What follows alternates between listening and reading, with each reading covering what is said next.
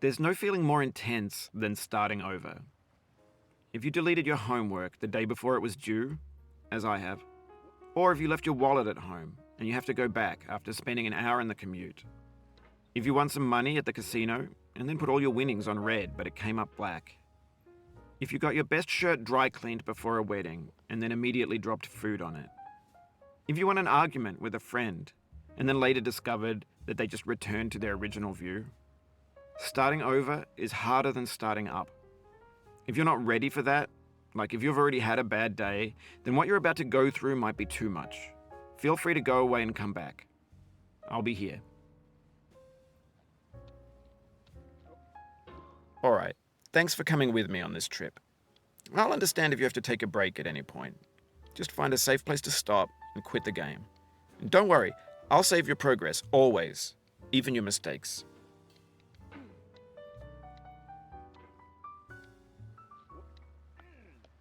This game is a homage to a free game that came out in 2002, titled Sexy Hiking. The author of that game was Jazuo, a mysterious Czech designer who was known at the time as the father of B games. And B games are rough assemblages of found objects. Designers slap them together very quickly and freely, and they're often too rough and unfriendly to gain much of a following. They're built more for the joy of building them than as polished products.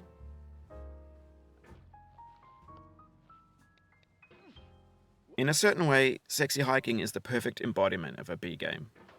It's built almost entirely out of found and recycled parts, and it's one of the most unusual and unfriendly games of its time. In it, your task is simply to drag yourself up a mountain with a hammer. And that act of climbing, in the digital world or in real life, has certain essential properties that give the game its flavor. No amount of forward progress is guaranteed. Some cliffs are too sheer or too slippery. And the player is constantly, unremittingly in danger of falling and losing everything.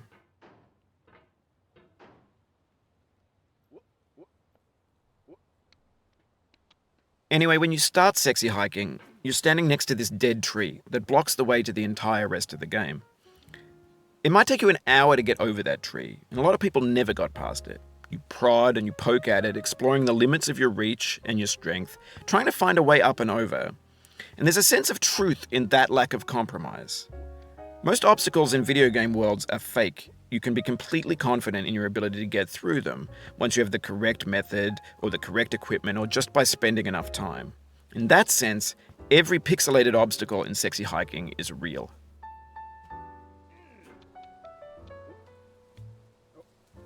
The obstacles in Sexy Hiking are unyielding, and that makes the game uniquely frustrating. But I'm not sure Jazuo intended to make a frustrating game. The frustration is just essential to the act of climbing, and it's authentic to the process of building a game about climbing. A funny thing happened to me as I was building this mountain. I'd have an idea for a new obstacle, and I'd build it, test it, and it would usually turn out to be unreasonably hard. But I couldn't bring myself to make it easier. It already felt like my inability to get past the new obstacle was my fault as a player rather than as a builder. Imaginary mountains build themselves from our efforts to climb them, and it's our repeated attempts to reach the summit that turns those mountains into something real.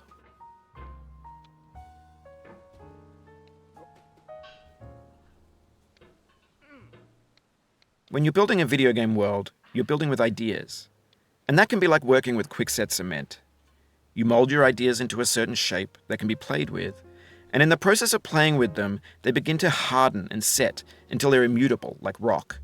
And at that point, you can't change the world, not without breaking it into pieces and starting fresh with new ideas.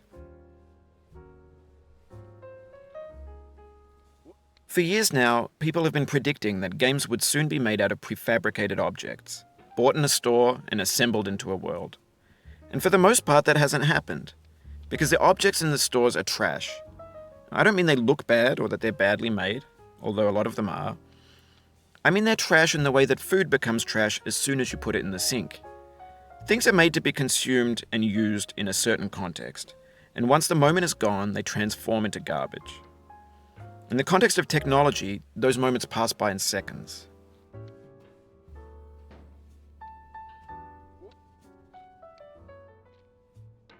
Over time, we've poured more and more refuse into this vast digital landfill that we call the internet.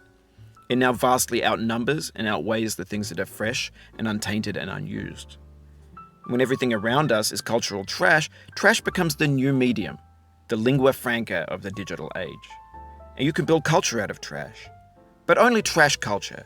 B games, B movies, B music, B philosophy. And maybe this is what digital culture is. A monstrous mountain of trash, the ash heap of creativity's fountain. A landfill with everything we ever thought of in it. Grand, infinite, and unsorted. There's 3D models of breakfast, Gen X's fanfic novels, scan magazines, green screen Shia LaBeouf, banned snuff scenes on LiveLeak. Facebook's got lifelike bots with unbranded adverts and candid shots of Kanye and Taylor Swift mashups, car crash epic failed GIFs, Russian dashcam vids, discussions of McRibs, discarded, forgotten, unrecycled, muddled, rotten, untitled.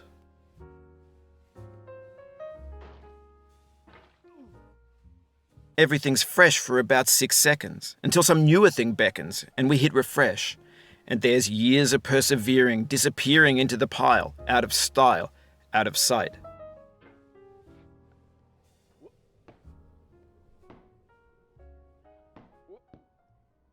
In this context, it's tempting to make friendly content that's gentle, that lets you churn through it but not earn it. Why make something demanding if it just gets piled up in the landfill, filed in with the bland things?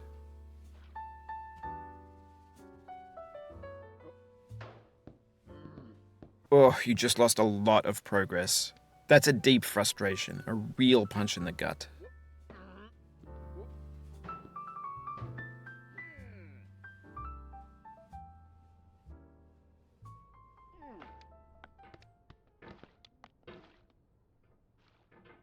When games were new, they wanted a lot from you. Daunting you, taunting you, resetting and delaying you. Players played stoically. Now everyone's turned off by that. They want to burn through it quickly, a quick fix for the fickle, some tricks for the clicks of the feckless. But that's not you, you're an acrobat. You could swallow a baseball bat.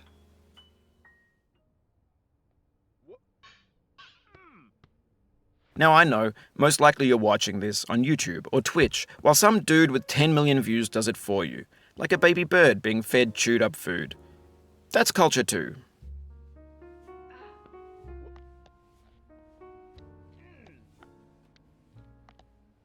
But on the off chance that you're playing this, what I'm saying is, trash is disposable, but maybe it doesn't have to be approachable. What's the feeling like? Are you stressed? I guess you don't hate it if you got this far. Feeling frustrated? It's underrated.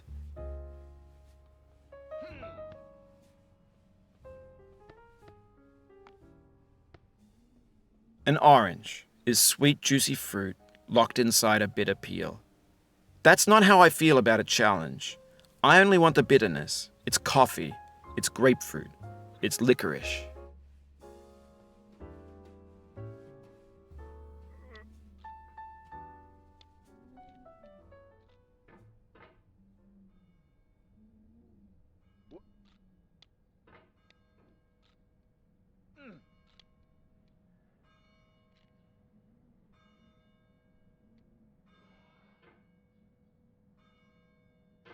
It feels like we're closer now, composer and climber, designer and user. You could have refused, but you didn't. There was something in you that was hidden, that chose to continue.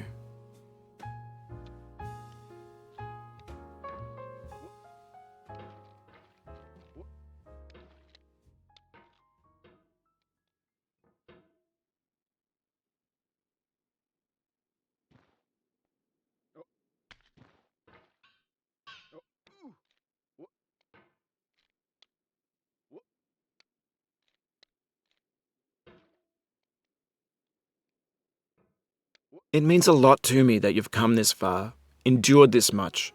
Every wisecrack, every insensitivity, every setback you've forgiven me is a kingly gift that you've given me.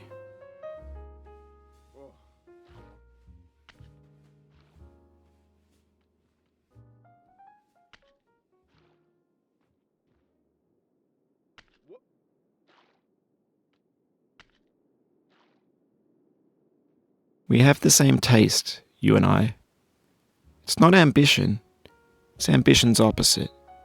An obdurate mission to taste defeat. You'll feel bad if you win, so I put this snake in for you.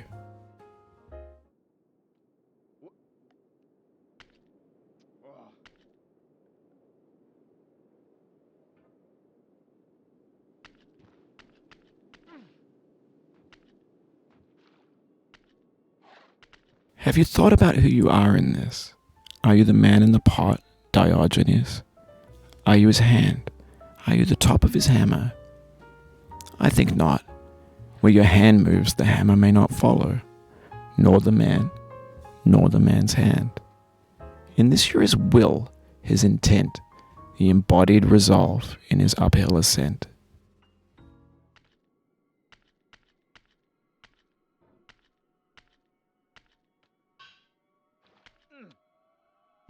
Now, you've conquered the ice cliff, the platforms, the church, and the rectory, the living room and the factory, the playground, the construction site, the granite rocks, and the lakeside. You've learned to hike. There's no way left to go but up, and in a moment I'll shut up. But let me say, I'm glad you came.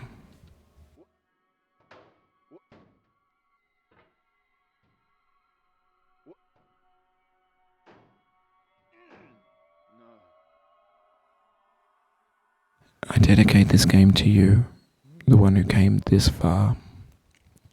I give it to you with all my love.